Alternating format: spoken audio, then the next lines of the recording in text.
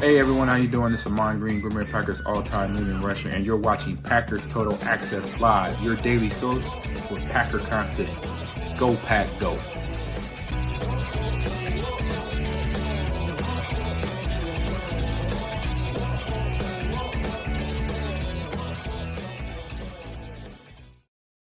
Good morning, guys and gals. Welcome into Packers Total Access. My name is Clayton. You can check us out on packernet.com. Find me on Twitter at Packers_access. Flying solo as of the minute. We are live on YouTube, X, and Rumble. You can also get this in podcast form wherever you get your podcast. Just search Packernet Podcast. That's one word, Packernet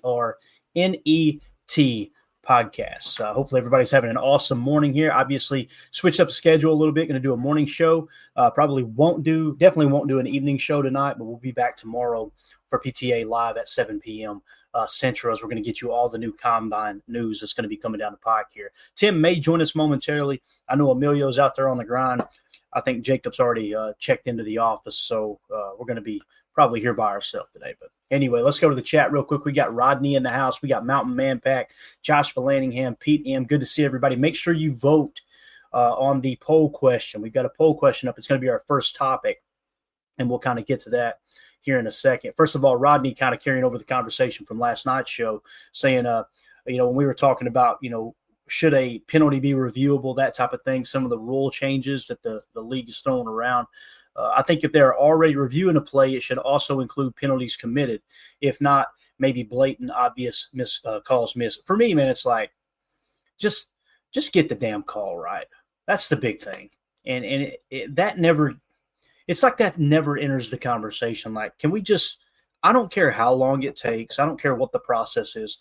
Fans should come away from the play, and I understand not 100% of fans aren't going to come away feeling like, man, they got it right. That's never going to happen. But, man, when you've got announcers talking about how it's a horrible call, even after a review, how many times have we seen that happen? And that's the issue I've got with this whole potential rule change, right, is how many times have we seen in a game where they'll literally review a play, and then after the review, the announcers, they'll make the call, and the announcer's like, God, I still disagree with that. Say, how can we as viewers sit at home and watch the play? The announcers watch the play. Everybody on social media watch the play. We all come up with the same conclusion, but somehow the officials come up with something opposite. It's mind-boggling. So I would rather the game last 20 minutes longer and get, another, I don't know what the percentage would be. I'm just throwing a number out. Get 90% of the calls correct as opposed to 75% of the calls correct or 80% of the calls correct, and us have the game move along a little quicker. I don't sit down in the ball game going, man, when's this going to end? That's just me personally, So I don't know, but I understand what you're saying there, Rodney. Appreciate you swinging through, man. So let's get to the first topic here. I was listening to Jen, Gabe, and Chewy earlier, and they had Jason Wilde on. It was a fascinating conversation. If you guys haven't heard it, I'm sure you can go back on YouTube on their channel. Make sure you give it a like and everything, and obviously you can listen to it on podcasts. But they were having a conversation a little bit about Brandon McManus. Now, I don't want to put words into Wilde's mouth, but it sounded like Wilde was very adamant that he did not think this would happen, them franchise tagging Brandon McManus. And I understand the precedent that he's going off of there because Goody loves his cap space, right? And he loves to kind of keep the books somewhat balanced as much as possible. But I thought this was a really good conversation.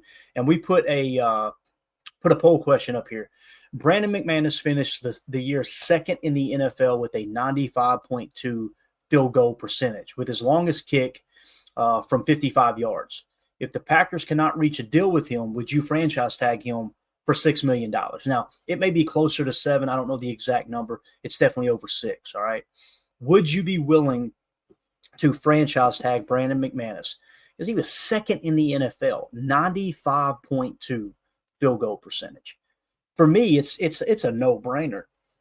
Franchise tag him, bring him back. I don't care if that 95.2 drops down to 85%. That's a more realistic number. What he did last year was just crazy. Like hitting that many kicks, I think he was 20 of 21, I believe it was. If we go back through the whole route of drafting a rookie kicker and then the growing pains and them kicking around 70% and this and that, and we're losing a game or two a year, or at least the argument can be made for losing a game or two of the year because our kicker is that bad, I'm going to pull my hair out. I'm just being honest. This seems like such a no-brainer to me for $6 million. And what's crazy is like you've got the cap space, right? You'll hear me from time to time say $5 million in cap space is nothing. I stand by that comment. You can make up $5 million in cap space like that with a restructure. It's so easy to come up with $5 million. $6 million for arguably the best kicker in the league last year. Could come back down to earth, whatever. I just want a top 10 kicker. That's what I want. Last year, he was second best if you go off field goal percentage. And people go, well, how long were those kicks? His longest was a 55-yarder. Guys, that's not a short kick. We also remember what should have been the game-winning kick there. And I can't remember what regular season game it was. It might have been against the Bears there at the end. But I don't know, man. That's just kind of how I see it. Mountain Man Pack in the chat. I never want to go through a kicker hell again. Amen. And it seems like it's been so long since we've had to experience that if we ever have, right? You go from like Chris Jackie to Ryan Longwell, and then from Ryan Longwell, I want to say you stepped right into Mason Crosby. And Mason Crosby had his struggles, but his overall body of work was pretty darn good, I thought. Definitely going to be a Packer Hall of Famer. There's no doubt about that. So, yeah, man, I don't want to relive those for sure. Jason Y said they also signed him when no other teams would. He should give a discount. I think that's a valid point, Jason, but that's not how agents look at it, you know. And one thing that these players do, and for the most part, they let their agent do the talk. They don't even talk to the team about the contract. It's just talk to my agent. They'll handle it. And that agent wants that percentage. And that percentage is going to be, you know, more profit for him the higher the number is. So they could give a rip about that, right? And that's why players typically will remove the emotion and just let an agent work with the team. But I understand what you're saying too. There might be a little bit of that there. If he doesn't have a new deal in place, it's a little different for McManus. Let me put it this way. If you're looking to re-sign and you don't know if you're going to have interest in the rest of the league, if the rest of the league is not going to have interest in you, then you're probably looking at your agent going, why ain't the deal done yet, right? And then it's, hey, look, I want to stay here. That's close enough. Or let's try to get a little bit closer and we'll call it good enough. McManus' situation is different. He was arguably the best kicker in the league last year. I mean, that's not my opinion. That's what the statistics show, right? And kicker is one of those positions where you don't watch the tape and go, well, I know he hit the kick, but he needs to do this better. He needs to do that better. I don't see it that. It either goes through the freaking uprights or it doesn't, right? That's the way I see that. But if he looks up at his situation right now and it's going, maybe we want to test free agency, get a little bidding war. You know how many teams lacked the kicker last year? What you got to ask yourself, Jason, is if he hits the open market, right? And this is just putting ourselves in his shoes. I understand exactly what you're saying. If we put ourselves in McManus's shoes, would you want to settle for a lesser deal because Green Bay took a flyer on you and gave you a shot? Or would you rather hit the open market and start a bidding war? That's what it comes down to, right? But you're right. He does have the power to go to his agent and be like, hey, you know, I don't want to be back. But you got to also think with the ego at hand here, just as a human being, as a man, Brandon McManus has also got to be sitting back going like, that wasn't good enough for y'all. And you're going to, you know what I'm saying? So I can't imagine it's just all hunky-go-dory between him and the Packers from that sense. Like, there's no problems, don't get me wrong. I'm not trying to spread rumors that they're at odds or anything, but he's probably also looking up like, hey, man, pay me for what I did, you know? And again, I think the agent's more involved than anything there. Holmes in the chat, good to see you, buddy. Thanks for swinging through. Johnny B, why even think about it with McManus? Just sign him anyway. That's my thing, Johnny. He's like, if it was $10 million, I'd be like, okay, hold up a minute now. You're talking about $6 million. Here's what's crazy, too. We're just talking franchise tag. We're not talking extension, right? If you franchise tagged him for, let's call it $6 million, you guys correct me if I'm wrong in the chat, but what you could probably, I'm almost positive, I know you can do this with fifth-year options. I'm almost guaranteed you can do it with franchise tag as well. You could tack on 3 voidable years and spread that $6 million out even further. What that means is his cap hit could be $1.3 million this year, and then $1.3 million next year, the year after. And then if you move on from him, that accelerates to this next offseason. So now what you're looking at is whatever the cap allocation was for year one, you minus the rest of that off.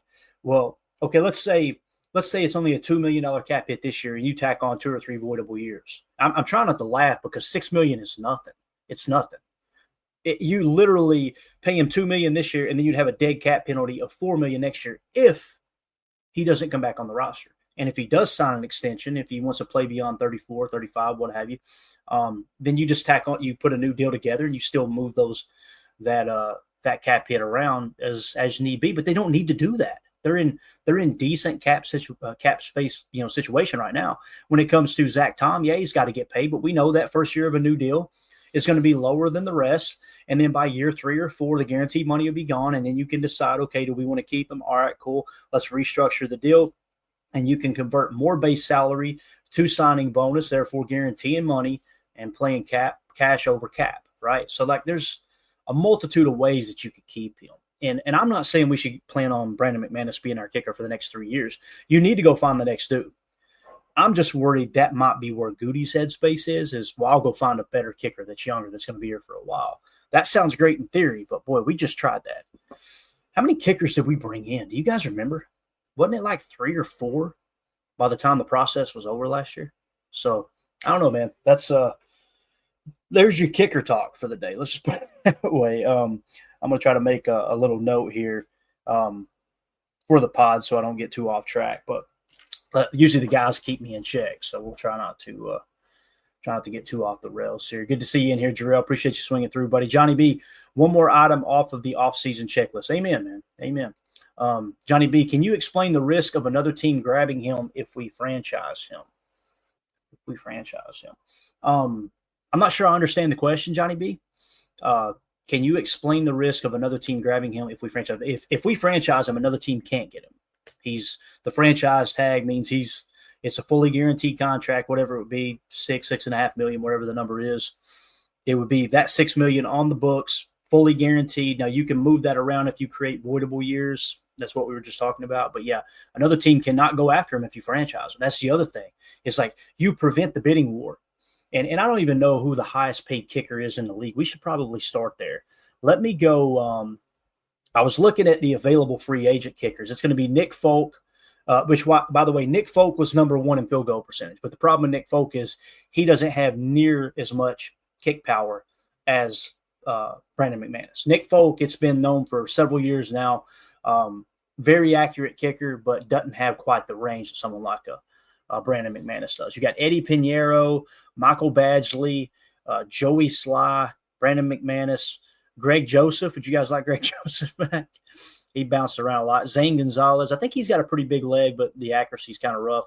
Austin Siebert, Cade York, and Spencer Schrader. So what I'm going to try to do here, if I can do it, let me see. Let me see if I can go NFL, and I'm going to try to go through the positional rankings and see active contracts. Here we go.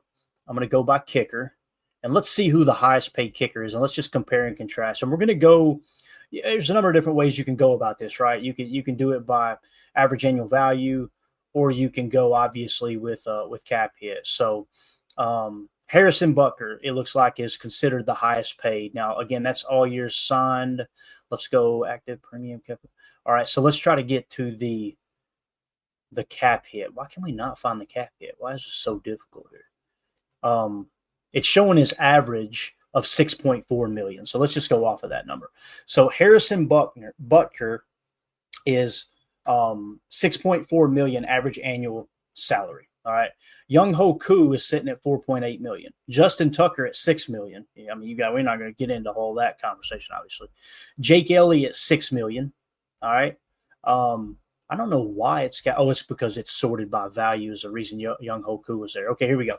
So Harrison Butker won 6.4, Justin Tucker 6, Jake Elliott 6 million, Matt Gay 5.6, Cameron Dicker 5.5, Graham Gano 5.5, Dustin Hopkins 5.3, Fairbairn 5.3, Jason Myers 5. So you get the gist here. There's only, given Justin Tucker's situation, and I'm not even going to comment because we don't know what's factual and what isn't.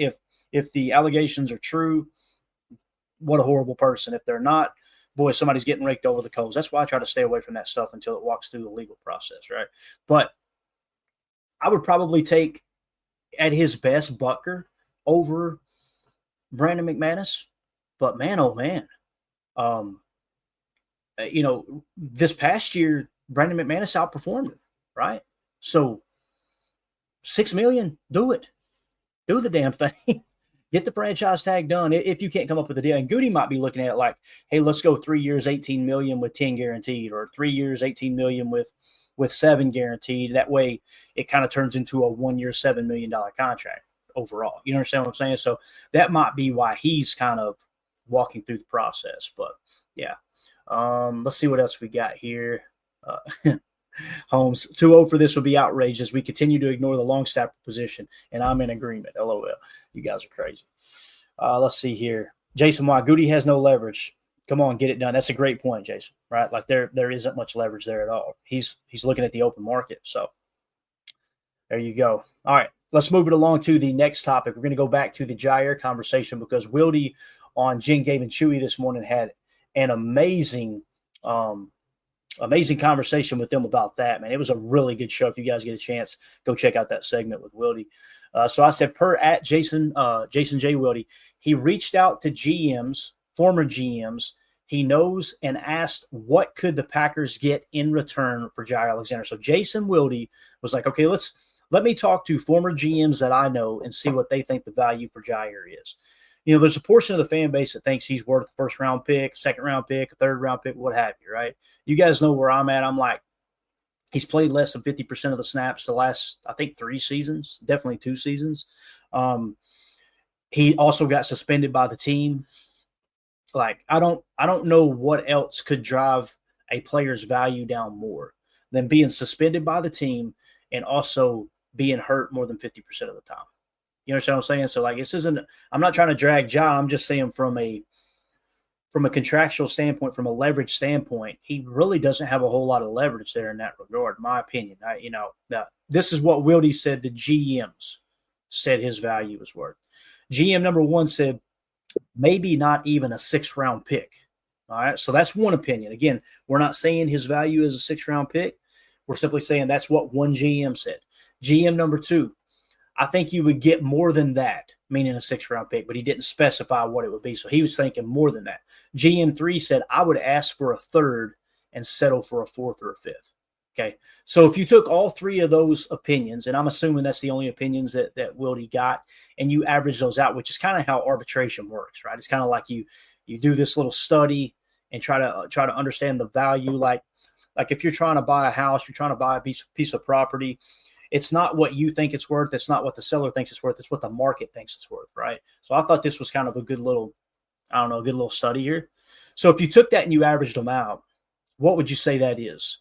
If 2 of them basically said it's more than a 6th-round pick, the peak is a 4th to a 5th. So let's just call it a 4th, right? So let's say you're asking for a 3rd, but you settle for a 4th. That means the true value is 4th. Doesn't mean you ask for a 4th, or else you're probably going to get a 5th or a 6th. So let's say it's between a 4th and a 6th-round pick. That's probably the value for Jaire Alexander. And I know people want to go back to 2019 and talk about how Jalen Ramsey got a 1st-round pick and all that, but you're comparing apples to oranges. Not even though they're the same position, you got to look at the current standing, the current status. So that's why I don't know, man. I'd much rather have him on the roster than to pick up a 4th-round pick. That's just me personally. But if you read between the lines with Ian Rappaport putting that tweet out last night that pretty much has all but been confirmed, that information came from Jaire's camp. Jaire wants out is what it sounds like, without saying he wants out. And it's a smart move. If you say you want out, now the fan base turns on you and you kind of can't go back to Green Bay, right? I think there's still a slight chance he returns to Green Bay, but, man, it's not looking good for sure. So let's see what the chat says. What do you guys think? First of all, back to the Brandon McManus conversation, the poll question we put up, if the Packers cannot reach a deal with Brandon McManus, would you franchise tag him for $6 million?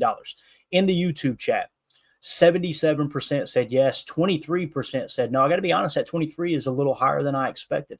And then the Twitter poll question, I've already closed that out. Let me hop back real quick. I want to see what Twitter said, but I think it was pretty much the same. Over on Twitter, they're at 84.1% yes, only 15.9% no. So everybody's on board. Franchise tag Brandon McManus. We got Tim in here now with Jaire back on the screen. Tim, we just wanted you to hop in here and give us your opinion on Jaire once again. Now, we were talking Brandon McManus a second ago. I want to get your take. Jason Wildy was on with Jen, Gabe, and Chewy earlier this morning. I was listening to it, and it got brought up like I can't remember the guy's name. one of the co-hosts of Jen, Gabe, and Chewy. I apologize, but he said just franchise tag him, right? It's $6 million, franchise tag him. And Wildy kind of scoffed at it like, Goody's not going to do that, man. $6 million, he's worth $6 million. And you can tack on a voidable year or two and spread that out if it really bothers you that bad, But how do you feel about that? Would you be willing to franchise tag Brandon McManus for $6 million? Hell yeah. Right. I knew I didn't even have to ask you. I mean, it wasn't that long ago. We paid Mason Crosby like $4 million a year or something, right? And everyone was like, wow, that's a lot of money for a kicker. And it's like, well, Mace was a damn good kicker, and I'm look at the market now. Yeah, I don't care if you got to handcuff McManus to the railing at Lambeau, whatever you got to do to keep this guy in a Packer uniform. So, yeah, I'm in favor of, if it comes down to it, tag him. Yep. Got it. All right. And then this question here, not really a question, but just a comment that Wildy made. He talked to 3 former GMs, if I understood him correctly. There might have been one current. I don't think that's what he was saying. I don't want to put words in his mouth, but definitely 3 different GMs asking what Jaire's trade value would be. The first one said maybe not even a 6th-round pick. The second one said, I think you could get more than that. And then the third one said, I would ask for a 3rd and settle for a 4th or a 5th. Do you feel like this is an accurate depiction of maybe what his trade value is, or do you think they'll get more or less? What do you think the actual value is for Jaire if they do end up trading? Oh man, I think you can do better than a 6th. I agree. And I think I'm with GM number 3 here. I'd ask for a 3rd. I'd take a 4th or a 5th. I think that's probably where I'm at. I don't know. What do you think? Yeah, that's kind of where I'm at too, man. I think it lies right in the middle of those. A 3rd seems a little too rich. Now, if it's a 3rd, if he plays 80% of the snaps, right? Excuse me. If you go that route, that probably makes the most sense. Man, talk for a minute, Tim. Yeah, I mean, it's Jaire Alexander. We have to remember that, when dude's healthy and he is available, I mean, he is a baller. He hasn't been lately. He's kind of been not himself, I guess. But that doesn't mean players can't, go back to when they really had it. And I think Ja's got that heart. I think he's got that competitiveness and that fierceness. It's just, literally having your legs under you. And he's just not been healthy. So, if he's going into this season and he's healthy, this could be, a different ball game. And, it's a tricky dance because if in fact the writing's on the wall and, it's time to say goodbye, well, Goody's got to do everything he can to make this make as much sense for us as possible. You know? Definitely. Yeah. For me, I think that's probably where I would start as a 3rd. Hey, man, I was always taught with the business owners I studied under, you never make the first offer. So, but if teams, hey, look, he's on the block. If you're interested, give us a call. Okay, give us a call. Hey, man, what do you want from him? Well, tell me what you think he's worth. Let them open it up. Well, I think he's worth a 7th. Nah, man, we can't do a 7th. I mean, we got other people that are interested as well. How about a 3rd? No, 3rd's way too high, man. He played half the snaps. Okay, cool. You want to go and do some stipulations here? How about if he plays 80% of your snaps, 3rd round pick? If he plays 50%, we get a 5th round pick. I mean, we're no stranger to stipulations regarding a what do you mean, Tim? What are you referring to, sir? 65%. 65%. That's what maybe that's a good number, Tim. 60. If he plays 65% of the snaps, we get a 4th round pick. If he plays, it's crazy because that actually does make sense, right? It really does. It does. And there's precedent. We always talk about he only plays half the year. It's like, all right, let's come in around 65% then. There you go. That's hilarious. It always comes back to 65%. All right. Anything else on Ja? I know you probably don't want to move on from this topic here. Love you, bro. Still love you, Ja. Still, it was me and 19 other people in Green Bay. Still love you, man. Again, I don't think it's guaranteed it's over.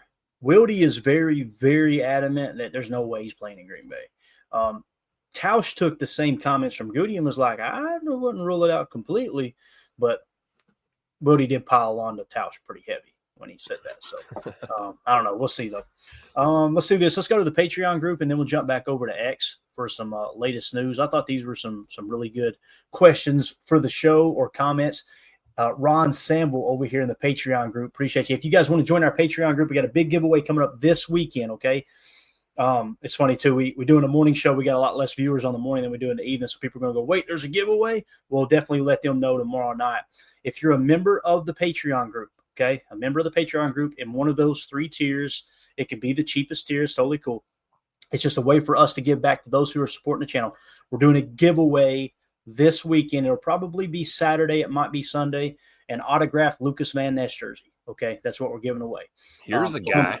From pristineauction.com, and we're about to have a conversation about him compared to Harold Landry. It kind of fits. But if you want to join our Patreon, right behind you there, Clayton, it is actually just like that one. Wow, like that one. Nice. I almost took it down the other day and hung it. I've got jerseys like hung out all over the room, and I like to keep a little rotation going. But I got a Xavier McKinney ready to go up on the wall.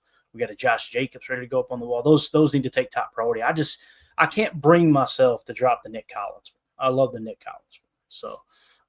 Obviously, Jaden Reed, number 1 receiver right now in Green Bay as it sits. But anyway, scan the QR code in the upper right that'll send you to patreon.com/Packer Fan Total Access. If you're a member of one of the 3 tiers, you get access to this questions for the show tab. It works just like a super chat in YouTube. Rather than pay for the super chat, you're a member of the Patreon group. We'll read your questions on the air as long as they're anything that's any inappropriate or anything. We haven't had anything like that so far, which is awesome because we got a great group over there. But it also gives you access to the other chats. We're going to do a draft contest where people are going to submit 1 mock draft, and whoever gets closest to what the Packers actually do will be giving away another piece of autograph memorabilia. You got a lot of cool stuff like that. So you can go to patreon.com/Packer Fan Total Access and join there. But we are going to be giving away an LVN jersey this weekend. Appreciate y'all supporting over there. Ron Samble, before I read his, let me hit the super chat because we're going to be on Ron Samble's question for a second. Mike Witt, Ja for Davante straight up. That's my idea. That's a fascinating conversation there because both of those guys, I feel like, probably carry similar value, Tim. With Davante, something's got to be done with the contract. The salary is like $31.5 million this year. So there's got to be, if they decide to trade Davante, there's got to be a deal worked out with the team beforehand that, hey, he's happy with the contract that's going to happen. There's no team that's going to take on Davante Adams for $31 million. I don't care if you spread that over 7 voidable years, right? So that's a little bit trickier. It kind of feels like the Jets will end up cutting him, but what if the Packers and the Jets got together? There's precedent there for a trade, albeit they're probably still hurting from the last time we raked them over the coals with our trade. But if you reached out to the Jets and said, hey, how about Ja for Davante straight up? To me, that feels like a pretty even trade if you can work something out with Davante and lower that cap number significantly. You know what I'm saying? Yeah, I feel like we're dreaming here, but I do. Let me hit timeout. I don't mean to cut you off. When you say dream and how so, because I want to understand like what you're saying. Like, who do you think's got the leverage there in that? I just don't think the Jets are gonna want to probably engage with us. That's what I mean with we're dreaming, but that is a dream scenario, right? You kind of it would work perfect. 2 birds with 1 stone, right? It would work great for us. Yeah. I don't know how open the Jets would be to doing a deal like that. And then, of course, we've got the Aaron factor too, right? We know these guys want to probably stick together, play their last couple of the seasons together. So does that mean we have to work Malik Willis into the deal and we got to get Aaron back here to back up Jordan Love? Like what? I just don't know. But hey, Ja for Davante straight up. If Goody pulls that off, he's the greatest GM in the history of GM ever. That would, to me, it would make a lot of sense. And then the question becomes, what do you adjust? What would you then adjust Davante's contract to? Right? Like, I don't know what that number would be. Like, from the organization. What is his minimum? Do you think? What do you think? Tay's not gonna leave the house for less than what 15 to 18 million a year minimum, probably. It would have to be, right? Surely it's not below 10. There's no way. Yeah, there's no way. Even come back to Green Bay, come back home, as we say, team friendly. You want to be here, maybe, but I think he still wants to get paid. So, and I think he's earned it, right, at this point in his career. So, I mean, I don't think we're going to get him for the cheap. That's for sure. Thank you for the super chat, Mike. That's a great question, man. That is a really great question. And I know we kind of briefly talked about it before and we hadn't revisited it in a while. It's funny how things change because 3 months ago, before the Ja trade talks were really ramped up, we'd probably be going, no way, no, we want Ja back. Now it's like we're kind of coming to the realization of, crap, this is probably going to happen, and swapping him out for Tay, that'd be all right for me. I'd feel way better about Tay Adams coming back than, we got a fourth for Ja. Right, exactly. If you guys would take a quick second, hit that like button for us. Appreciate y'all hanging out with us. When you do hit the like, it's amazing how the viewers just skyrocket because the Algies getting boosted there a bit. But we appreciate y'all making us part of your morning. Again, Mike, thank you for the super chat there. Randy said that would be awesome, Mike. Holmes in the chat. Tay's going to follow 12 around to LA. I don't think – I'm starting to feel like Aaron's probably not going to go to LA.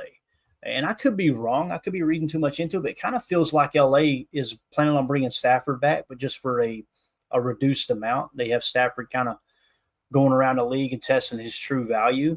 And then I want to say there was rumors yesterday. I don't know if they were true or not. You guys do your own fact checking on this to confirm, but I think they said Aaron might be interested in the Giants. Now, if he goes to the Giants and plays, Tay's most recent residency obviously is in the New York area, right? Jersey, wherever you want to, where the Jets are at. That would be an easy transition for Tay as well. So maybe he would stay in New York with Aaron. I could see that. Talk about one dumpster fire to another, though. Yeah, holy cow. And you got Malik Neighbors, right? Solid. But we said that about Garrett Wilson too, didn't we, Tim? Like, hey, you got Garrett Wilson. It's going to be interesting. Randy Cleavers, I think 12 is going to retire. To me, I think you probably agree. I don't know, Tim. We kind of talked about it last night. To me, I feel like if we had to put a percentage on Aaron retiring, right? And again, guy, I know people get mad when we talk about Aaron.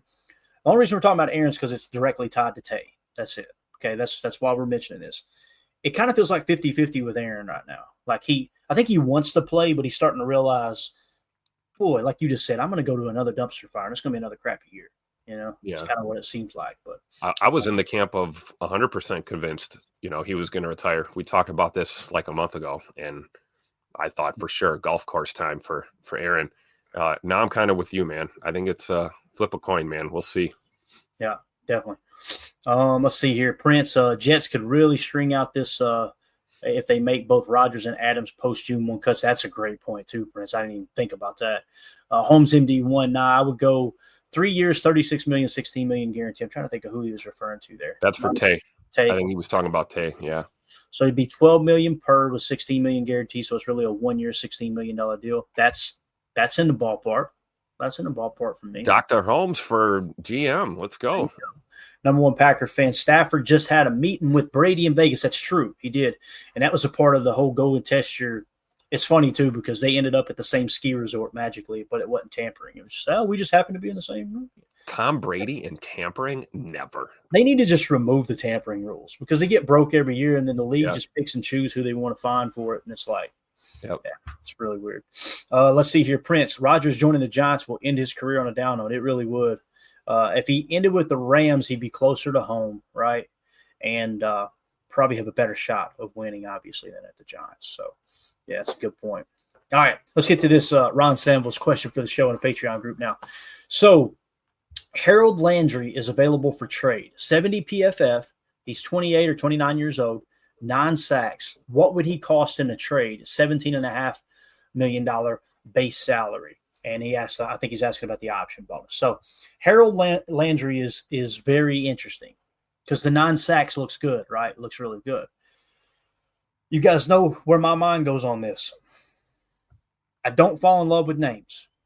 I'm looking at strictly production. Go watch the tape. Is he worth the trade? Now, that's not what Ron's asking. He's asking what would the market be? What was it that Chase Young got traded for, Tim? Do we remember? Let me do a quick Google search here.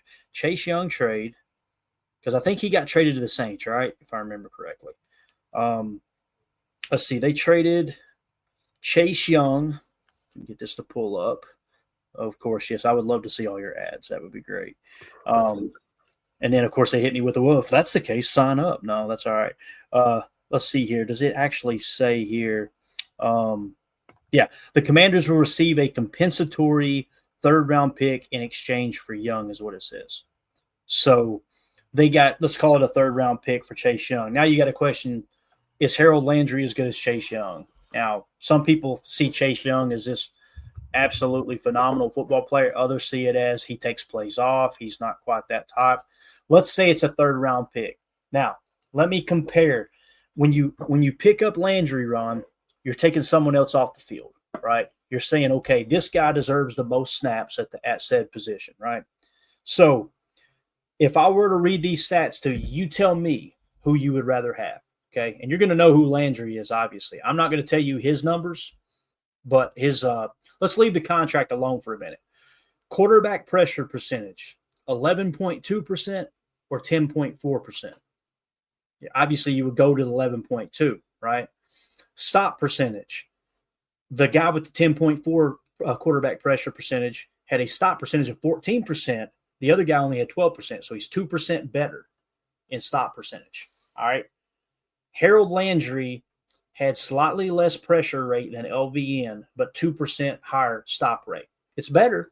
I think with the 9 sacks as opposed to LVN's 3 sacks, right? You'd say Landry's a better football player. But is he worth $13 million more? Essentially what you're saying is, I will pay $13 million more this year for 6 sacks. Is it worth it?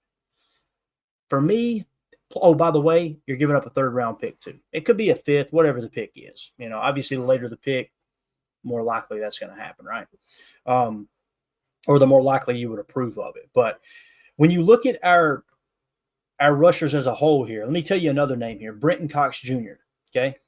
Brenton Cox Jr. pressure percentage, 13.7%. That is 3.3% higher than Landry, Tim. His run stop percentage, 15%. That's 1% higher than Landry. So if you bring in Landry, what you're basically doing is $17.5 million against your cap, bang, right off the bat. You're giving up a 3rd to a 5th round pick, and you're taking a better football player, statistically speaking, off the field in Brenton Cox Jr. I personally think LVN has the opportunity to surpass Landry this year if he takes that next step that Goody was talking about in the presser the other day. And I think he will take a huge step because he had 1 full year in this new scheme. You know, his rookie year, he goes from playing a 4-3, pretty much 4 I-Tech for the most part at Iowa, to going to a 3-4 outside linebacker. Totally different ball game, setting the edge, doing things. He learned how to do that. They fired the DC. Now you bring in a 4-3 guy. And it sounds like he improved enough throughout the season that Goody said, all right, let's make the switch. Let's trade Preston, and let's move forward with LVN. So now I think LVN could potentially take another step. Here's what I don't want to see happen, Ron. And it's kind of a long way to get into my answer. I apologize, but I'm just trying to walk through the whole process in my head. I don't want to go give up $17.5 million in a 3rd to 5th round pick for a guy who we're going to look up next year and go, damn, LVN's better than him.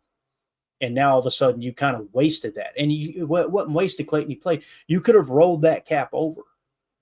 My answer to this is, if Landry is the dude we're talking about, I would much rather stick with LVN and Brenton Cox Jr. getting those snaps rather than Landry. That's just me. Tim, what's your opinion on that? Yeah, I'm just kind of perusing his stats here. Pro Football Reference, tore the ACL in 22, missed the whole year. Now, hasn't missed a game since coming back from that injury, but he also doesn't look quite like the player he was in, 19, 20, and 21 before the injury. So that, coupled with the fact that everything that you just brought up about LVN, a guy who is an absolute monster in stature. So we're not talking about LVN being undersized by any stretch of the imagination. And I'd hate to, move on from somebody like that when this could be the year that he really hits his stride. And then, you know how I feel about Brenton Cox Jr. too.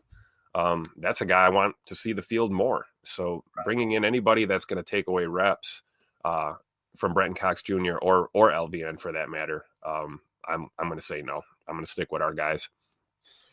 Yeah, let's see here. Holmes in the chat. Landry is short for a Green Bay edge player. Let's see. Randy Cleavers. That's a hard no. Holmes. Yeah, LVN will be better. No on Landry for me. Randy believes LVN is going to be a stud. I hope you're right. I'm not quite there, Randy. I'm holding out hope. I think he showed what he was capable of last year in flashes. And if he gets more opportunities this year to sell, that's the other thing that we don't talk about enough, Tim, is like this heavy rotation in Green Bay, you keep him fresh legs out there, right? But also it reduces or minimizes the ability for the pass rusher to set up a move. You do a move, do a move 2 or 3 times and then set them up for a counter move.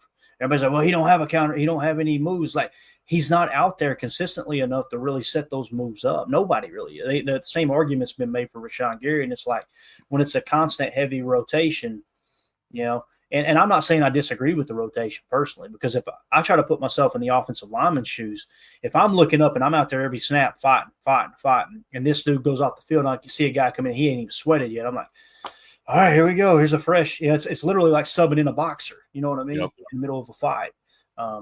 So that's why I always felt like the whole Max Crosby to Green Bay thing never made sense, because that guy is not gonna. That guy wants to be on the field every single defensive snap. 90+%. Yeah. And it's like, that's his whole game, right? So it's like, you're gonna trade for him, bring him in, and then tell him, hey, dude, you're playing like 31 snaps a game, dude. It's not gonna gel well, Yeah. And people would say, well, no, that would be different because you're paying him more money.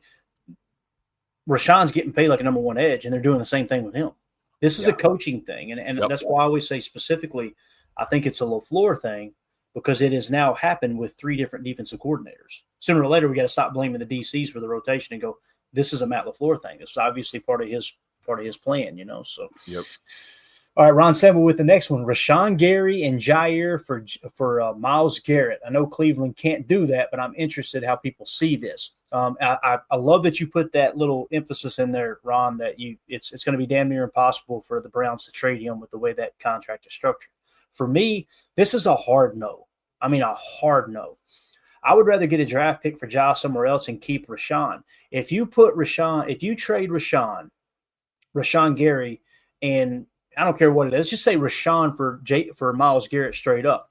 I 100% agree. You raise that position up. You improve that position. But the goal shouldn't be to try to improve, just do a swap and improve that position. It should be to add more depth across the defensive line. The Eagles didn't win the Super Bowl because they had one great edge rusher. They won the Super Bowl because they had a multitude of players, And for me, it's Rashawn Gary is your best edge rusher. Keep building. Go find Rashawn Gary's replacement and then capitalize on Rashawn Gary bringing you anywhere from 13 to 15% pressure rate every single year. And now you add another piece on the opposite side. Like if LVN takes that step and he starts to hit that 14 or 15% pressure rate, which would just be awesome, and Gary gets back to his old form, I want to say, and I don't know if this is true, somebody told me he peaked at like 18% pressure rate, Rashawn did. And again, he went through the same scheme changes, guys. You know what I'm saying? He went through the same. I know we went from a 3-4 to a 3-4, but it's a totally different ballgame when you bring in a new DC. They may have you setting the edge different. They may have the run fit on the backside different. They may be going, 2 gap a little less than the previous guy did. There's a lot of things that come into play there, and that's where you got to truly watch the tape. But I would much rather try to get a guy opposite of Gary. Like, I guess here's what I'm saying, Tim. If you're going to – again, we know it's damn near impossible for Myles Garrett to be traded from Cleveland because the way that contract is structured, it's really a mess. But if you were going to get Myles Garrett, I would rather you give up a first-round pick for Myles Garrett and keep Rashawn. Now you're getting closer to what the Eagles are doing. You know what I'm saying? And all these teams that are constantly winning because their trenches are solid.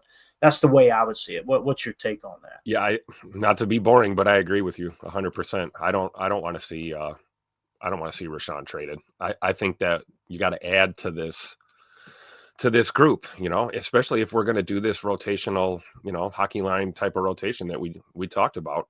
The more talented bodies you have, the better. And this is one of those rare examples of, I would agree that I'd rather give up the draft capital than if we're talking about bringing in, a veteran like that to kind of bolster the defensive line. So, I'm with you, Clay. I wouldn't want to give up Rashawn at all. Yeah. And here's the thing, like the point isn't, is Rashawn better than Myles Garrett? I feel 100% comfortable saying Myles Garrett is better than Rashawn Garrett. There's no doubt in my mind. But if Myles Garrett was so good, how come their defense struggled so bad? Let me tell you what I'm talking about. If you go to NFL team opponent points per play statistic, Guess where Cleveland ranked last year in points per play allowed, if I could find them here. I know I had it earlier today because I went and looked at this like, you know what? Would it be a big improvement? Kind of preparing for Ron's question. And Ron, these are great questions, great topics, man. Thank you so much for contributing. Green Bay finished the season 5th in points per play allowed, right? With Rashawn Gary being their premier edge rusher, right? And we know Kenny Clark did not hit a 6% pressure rate. Davante Wyatt was probably your best interior pass rusher in terms of pressure rate. He wasn't on the field much because that heavy rotation plus injuries. Green Bay finished 5th, Tim, 5th. Guess where Cleveland was with the great Myles Garrett at edge? They were 28th. I was just going to say they weren't even top 20, I don't think, right? 28th.